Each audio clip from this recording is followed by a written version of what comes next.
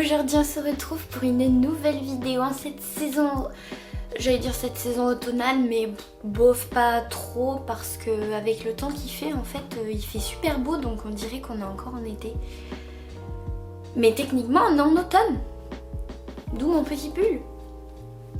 Aujourd'hui on se retrouve, je disais donc, pour une nouvelle vidéo sur mes coups de cœur de cette année. Alors là je vais présenter que des mangas ou des BD, bon, il n'y en a pas énormément parce que c'est vrai que cette année j'ai pas énormément lu. J'ai eu pendant une grosse période où j'ai pas pu lire, donc là je m'y remis doucement. Et du coup c'est pour ça que j'ai pas énormément de livres. Et après, sachant que j'en ai déjà en cours en ce moment, donc je peux pas vous présenter ceux que j'ai pas fini encore. Mais ce sera plus, du coup je ferai une vidéo vraiment pour les romans. Et aujourd'hui je fais surtout sur tout ce qui va être BD, manga. On commence par quoi? BD, manga, BD manga, bon alors on va commencer par la pile du dessus. On va commencer par les mangas. Alors, coup de cœur de cette année. Alors, je sais que ça vient pas de sortir, mais j'ai découvert ça cette année. Shadow House, qu'est-ce que c'est? C'est une famille qui s'appelle la famille Shadow. Et on va suivre l'histoire des... Surtout, on va dire l'héroïne principale, c'est Kate, donc c'est celle que vous voyez ici. Donc c'est une famille qui est faite de suie, qui n'a pas de visage. Et pour cela, ils emploient des poupées vivantes pour leur servir de visage, en fait, de leur servir d'expression. Et je trouve ça fantastique. J'ai trop aimé ce manga. Je n'arrive pas à décrocher, j'en suis au tome 6. Je cherche le tome 7 et 8 parce qu'à chaque fois que je vais à Cultura, je tombe sur les tomes 9, 10 ou un truc comme ça, mais je trouve pas les tomes qu'il y a entre. Donc j'espère trouver, sinon il va falloir que je commande sur internet, donc à voir. Mais dans tous les cas ça a été une belle découverte cette année. Je sais que ça date pas d'hier, mais franchement si vous aimez les histoires un petit peu avec des personnages mignons, attachants, mais un peu mystérieux, un peu bizarre, on sait pas trop ce que c'est, franchement vous serez pas déçus. Ensuite, autre gros coup de cœur, alors là c'est pas vraiment de cette année parce que c'est un webtoon que je suivais sur l'application et j'avais adoré. Et quand j'ai vu qu'il sortait en physique, je me suis dit non, là je peux pas, il me le faut absolument. Du coup, j'ai acheté le tome 1, il y a le tome 2 qui j'ai acheté aussi, et là je crois qu'il y a le tome 3 qui sort, ou qui est sorti, je sais plus, mais Jungle Juice. Franchement, ce manga, ce webtoon est une pépite, j'adore, c'est trop bien. J'ai pas d'autres mots à part c'est trop bien. Et en plus les graphismes, enfin j'en perds mes mots tellement le caractère design est juste sublime. Et l'histoire est cool. Elle est tellement dingue. C'est une sorte de... Si, c'est un shonen. Donc c'est l'histoire de Soo-chan, ce petit beau gosse que vous avez sur la couverture. On va pas se le cacher, il est très très beau quand même. C'est un peu ça qui m'a donné envie de le lire, j'avoue. Mais en gros, donc on suit l'histoire de Soo-chan qui est un lycéen comme les autres, mais pas vraiment parce qu'il cache un secret. il possède des facultés d'insecte suite à une inhalation d'un insecticide qu'il a eu. Enfin, qu'il a utilisé plutôt. Je parle pas français. Et du coup, on apprend en fait que... Enfin, il apprend qu'il n'est pas tout seul à avoir cette faculté-là. Et donc, en fait, on suit l'histoire de ce personnage qui rencontre ses semblables et qui va un petit peu découvrir le monde dans lequel il est. Après, je veux pas en dire plus parce que sinon je vous spoilerai l'histoire, c'est pas le but. Mais franchement, banger. J'ai que ce mot qui me vient à la bouche. Et je voulais le résumer quand même pour que vous voyez à quel point c'est... Soo-chan est un étudiant populaire qui mène une vie idéale, mais sous ses airs de garçon parfait, il cache un terrible secret. Depuis qu'il a inhalé un mystérieux insecticide, il possède en effet des ailes d'insectes. Un jour, le jeune homme n'a pas d'autre choix que de les déployer en public afin de sauver une camarade de classe d'une chute mortelle. Subissant les conséquences de son acte, Soo-chan va devoir affronter la nouvelle réalité qui s'offre à lui. Franchement, foncez. Si vous aimez les histoires un petit peu... je dirais pas que c'est fantastique parce que c'est pas... En soi c'est des choses qui peuvent être très réelles, c'est juste que vous avez l'aspect homme-insecte sur lequel c'est axé, mais c'est pas non plus des... Enfin c'est pas des trucs non plus avec des dragons ou des choses vraiment fantastiques comme on s'imagine. Mais franchement c'est super. Et moi figurez-vous pour la petite anecdote, j'ai commencé à lire ce webtoon parce que en fait j'ai la phobie des insectes. Et quand je suis tombée sur ce webtoon, sur l'application, j'ai vu que ça parlait d'insectes et je me suis dit pourquoi pas lire ça si ça pouvait me faire passer ma peur des insectes ou tout simplement que je vois un peu autre chose en rapport avec les insectes que ma peur. Et au final, en fait, j'arrive pas à décrocher. C'est trop bien. En plus, là, la saison 2, elle a commencé parce qu'il s'était en pause. Je suppose que l'auteur... C'est auteur ou auteur? Je crois que c'est un monsieur. Vu le nom, ça doit être un monsieur. Mais je suppose que l'auteur, en fait, avait mis en pause la saison... la saison 1 entre la saison 2 parce que justement il sortait ce petit bijou. Ah mais je suis trop contente parce que du coup ça veut dire que mon webtoon je vais pouvoir l'avoir en physique et franchement ça c'est trop bien. Il va faire partie de ma collection, je vais tous les acheter, ça c'est sûr. Parce que j'ai vraiment ce webtoon mais c'est du feu de Dieu. Et les personnages sont tellement... Je sais pas, c'est tellement attachant, j'aime bien. Il n'y a pas un personnage que j'aime pas. Même les méchants, c'est des bons méchants.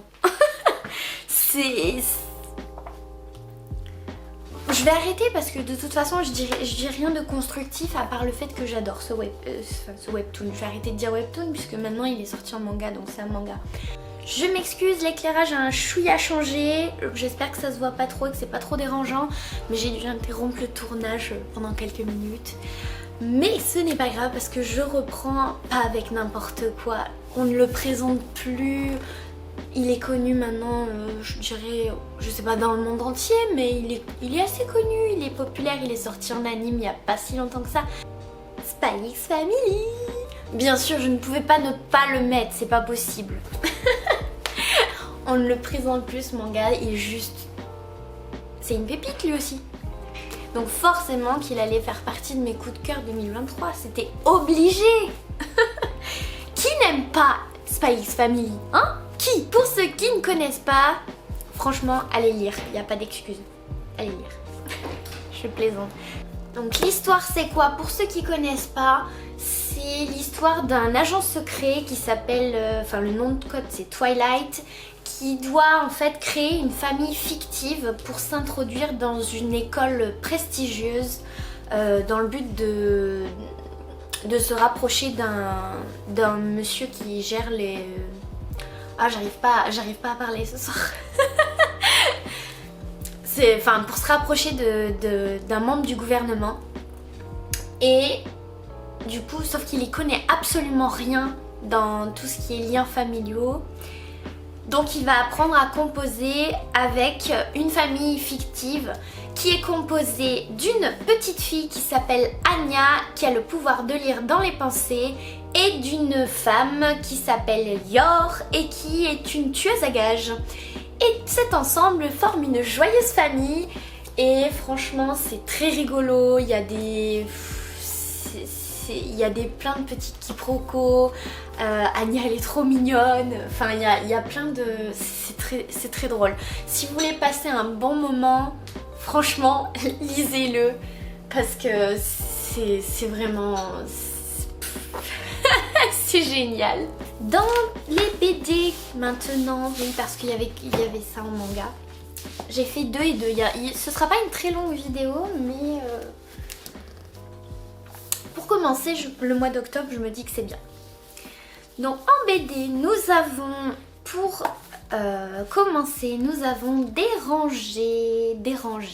Donc, ceci, je dirais que je le rangerai dans tranche de vie. Ça pareil, ça a été une petite pépite de cette année.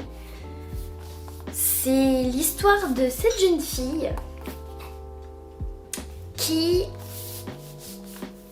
est un petit peu, on va dire, au plus bas de sa vie et n'écoute plus sa petite voix intérieure.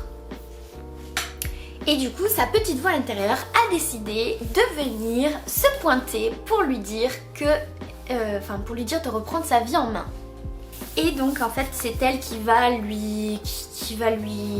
l'aider, on va dire, à avoir un meilleur rythme de vie, à s'occuper d'elle, à penser à elle, à ce qu'elle veut.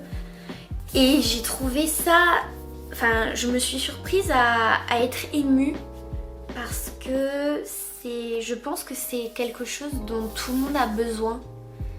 Parce qu'il y a toujours une période dans notre vie où on est un petit peu perdu, on sait pas trop ce qu'on veut faire, on s'éparpille un peu ou tout simplement on a le moral un petit peu à zéro. Et je trouve que l'auteur a très bien transcrit ça et j'ai trouvé ça... Après ça n'a rien d'extraordinaire en soi, l'histoire est vraiment que sur le rythme de vie amélioré de l'héroïne principale. Mais je sais pas, je trouve que ça fait du bien, ça fait une petite pause, vraiment une petite parenthèse et ça fait du bien. Donc franchement, si vous voulez quelque chose juste pour vous poser ou juste pour avoir un mot positif, franchement, lisez-la parce que ça fait du bien.